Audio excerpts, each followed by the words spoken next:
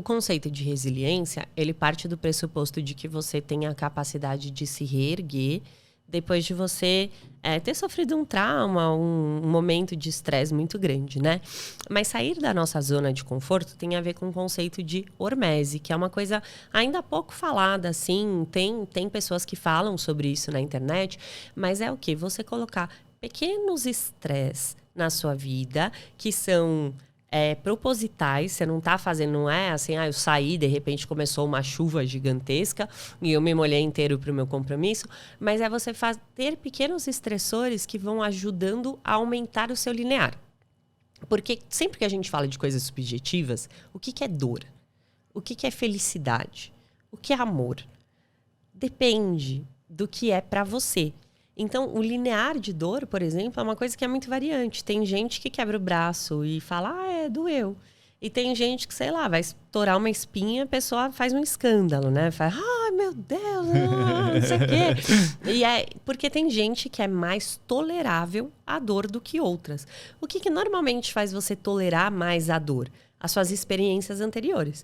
Alguém que sentiu mais dor tende a sentir menos dor. Um atleta, ele está muito acostumado a colocar o corpo dele no limite e a sentir dor. Isso gera dor, né? É uma dor deliberada, ou seja, ele quis aquilo, né? Ele foi lá treinar porque ele quis, ele se propôs a fazer aquilo. Só que aquilo vai ajudando ele ao longo do tempo, ele vai sentindo menos dor. Então, às vezes, você vê aquelas entradas no futebol, você fala, nossa, meu Deus, só de pisarem no meu dedão do pé. Mas, para ele, o linear de dor dele aumentou, né? O cérebro é plástico, ele vai se modificando. E é a mesma coisa com esse conceito de hormese. Então, você colocar um banho gelado na sua rotina, que não é agradável. Cara, mas te acorda que é uma beleza. É uma exposição deliberada ao frio. E isso vai fazer com que você, além de melhorar várias questões metabólicas, que isso tem um monte de estudo científico falando, inclusive para pessoas que têm doenças crônicas, como diabetes, por exemplo, vai te ajudar a ser um pouco menos antifrágil. Por quê? Porque aí aquela pequena coisinha, ela dói menos. Eu tive uma professora na faculdade que ela falou uma coisa que eu achei extremamente interessante, assim, né? Ela falou que a dor, ela era por memória. Ela funcionava por memória. E aí ela falou assim pra gente que ela tinha tido filhos e que ela achou que ela nunca mais na vida dela ela sentiu uma dor como ela sentiu a dor do parto. Porque ela já tinha tido filhos. Então, hoje em dia, a dor de cabeça não era nada. Até que ela quebrou a perna, o fêmur. E ela quebrou correndo. E aí ela falou que aquela dor foi a maior dor da vida dela e que depois daquilo, qualquer coisa que acontecia na vida dela, era como se a mente dela dissesse assim, isso aqui não é nada. Isso aqui não é nada. Relaxa, aqui não é nada. Isso aqui não é nada. Então, mesmo dor física ou psicológica, porque o conceito de dor, ele tá vinculado, né? Não existe só dor física e nem só dor psicológica, né? A dor psicológica, ela é física, porque dói, né? Dor de amor dói, você sente que tá doendo, né?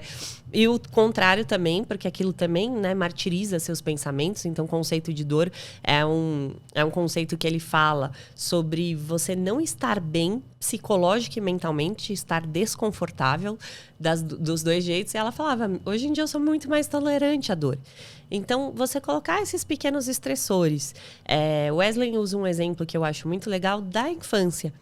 Então, assim, ao invés de você comprar o picolé pro seu filho, fala pra ele comprar.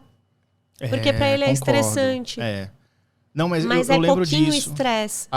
Pra pedir pizza, né? Teve um tempo que eu falava assim, não, pai, eu vou querer tal sabor. Eu falei, não, filho, agora você vai ligar na pizzaria. No tempo que ligava pra pizzaria, tá, gente? Você ligava, girava. Alô, da pizzaria. Aí ele fazia eu pedir. Às vezes eu me enrolava, ele me orientava. Tá, meia calabresa, meia mussarela, sei lá. Eu falava. Então, isso é verdade. Isso fez com que eu ficasse mais desenvolto, mais independente, né? E você consegue trabalhar a comunicação. Né? Porque às vezes você fala assim, não vou pedir, não sei o quê. E conforme você vai fazendo, né? Você vai vendo que não é nada. que você dá conta daquilo. Então, isso pro resto também. Só que, lógico, moderado, né? Não vai, sei lá, vou morar debaixo da ponte. Pra não ver, é bom. vou me fortalecer. É pouquinha coisa. E eu acho de verdade que quando você sabe disso... hoje, quando eu olho para as coisas, eu falo assim, tô com muito frio, eu sou muito friorenta. Aí eu penso assim, mas tudo bem, porque eu tô aumentando o meu linear. Então, logo, eu vou resistir mais ao frio e com isso eu vou tolerar outras coisas de um jeito muito maior. Isso tem a ver com o medo também? Porque o medo a gente coloca muito medo disso, né? Eu tenho medo de tomar tal atitude, a gente já imagina um monte de situação negativa se a gente tomar tal atitude. Uma boa forma de você confrontar o medo é você indo em direção a ele. Na verdade, não é a única. Isso, inclusive, eu li um livro recentemente sobre isso. Agora, você estava falando, estava tentando lembrar o nome do livro. Não lembro. Mas, não lembrei. Depois eu vou lembrar do nada e vou falar, então o livro é esse. Mas ele falava sobre isso, que você deve seguir os seus estressores. O caminho é justamente aquilo que você tem medo de fazer. Tem um livro muito legal, que não tem a ver com psicologia nem nada, mas é do Dale Carnegie. Eu gosto também. Como fazer amigo, influenciar pessoas, isso, né? Esse eu amo, acho que mudou minha vida, mas ele tem um que é como vencer as preocupações e começar a ser feliz. E esse livro, ele fala uma coisa muito legal e é um conceito que eu até trabalho com os meus pacientes, assim. Qual que é a pior coisa que pode acontecer? Né? Tipo assim, eu morro de medo de panfletar e sei lá. E qual que é a pior coisa que pode acontecer? Tá, e se isso acontecer? O que você vai fazer? Tá, e se isso acontecer? O que você vai fazer? Por quê? Porque a gente se adapta. E normalmente, aquele medo diminui porque você fala assim, caramba, não, eu saberia o que fazer. Porque eu tô pensando no pior cenário, que normalmente não é o cenário real. Então, também tentar entender o que está te gerando medo, né? Porque às vezes o paciente chega no consultório e fala assim, eu tenho medo de chuva, eu tenho medo de andar de carro, eu tenho medo de viajar de avião. Parece que são medos totalmente opostos, mas do que essa pessoa está falando que ela tem medo? Da morte. Da morte. A gente sempre tem medo da morte. Na verdade, até panfletar, a gente acredita que vai morrer. Que vai morrer. É um medo tolo. E aí, pensa em o que você faria se for a pior coisa?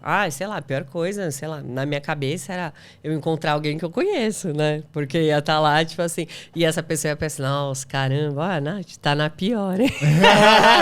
Não, eu tô ajudando um amigo. E aí, o que eu fazia? Era o meu nome, né? A pessoa ia me conhecer. Olha, eu tô panfletando, tá errado aqui, escreveram errado. E aí, eu pensei assim, se ele pensar isso... Tá bom, e se ele contar isso pra outras pessoas? Não tá errado, né? Tipo, mas pelo menos eu tô buscando. Mas posso falar uma coisa? Eu entrevistei uma pessoa aqui há um tempo atrás, a advogada Amanda.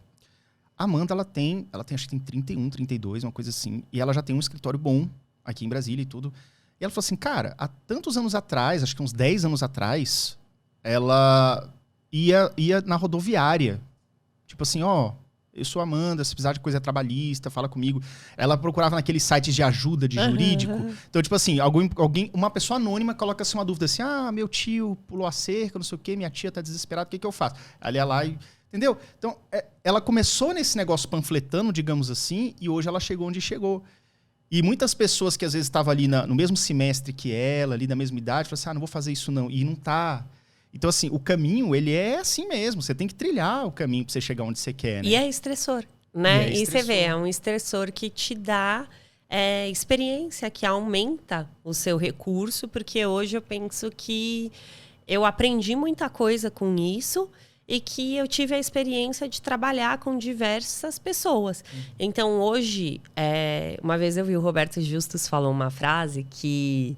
Muito, muito legal, assim, vou parafraseá-lo, mas ele disse que sucesso é quando você escolhe o que você quer fazer. Que você sabe que você chegou no sucesso quando você... E eu, durante muito tempo, não escolhi. Lembra que eu te falei que eu aceitei tudo? Vem aqui, não sei o quê, agora você vai... Nananã. E eu faço um pouco isso até hoje. Fui convidada até para dar uma palestra sobre autoestima num chá de lingerie. Aí minha irmã falou, você é maluca, você vai fazer isso? Eu falei, eu vou. Porque um monte de gente trabalha no hospital, vou fazer um networking lá, vai ser bom para mim, não sei o quê. Você é doida, eu não iria, não sei o quê. Eu falei, mas eu vou. Tipo, é sair da minha zona de conforto, porque não é um assunto que normalmente eu falo sobre isso. Autoestima, sim. Mas, né, qualquer coisa, tipo chá de lingerie, vai para um cunho ali mais da sexualidade e tal. Fui para uma área que eu domino mais, que seria autoestima, então consegui adaptar. Mas falei com pessoas que eu nunca tinha visto. Eu fui lá, eu me expus, eu fiz uma dinâmica com elas curtiram, no fim girou uma roda de conversa super bacana. Ganhei um monte de seguidora no Instagram, que toda hora curte meus negócios, engaja com o negócio, porque acho que me conheceu pessoalmente e tal.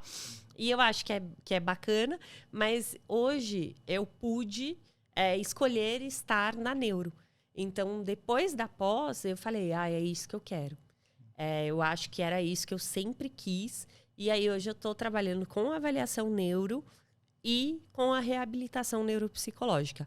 Aquela psicoterapia, eu ainda mantenho os pacientes que eu já tinha, mas eu não pego novos. Porque eu quis migrar para a área da neuro. Então, eu acho que eu cheguei num certo sucesso. E o sucesso, você chegou, mas continua trilhando, sim, né? Sim. Ou seja, agora você já tem contato com aquilo que você ama, mas ainda vai crescer as coisas ainda mais, né? Uma coisa contínua, né? Sim, assim eu espero. Eu espero que um dia eu possa ser uma geradora de empregos. Esse é meu grande sonho. Vai chegar.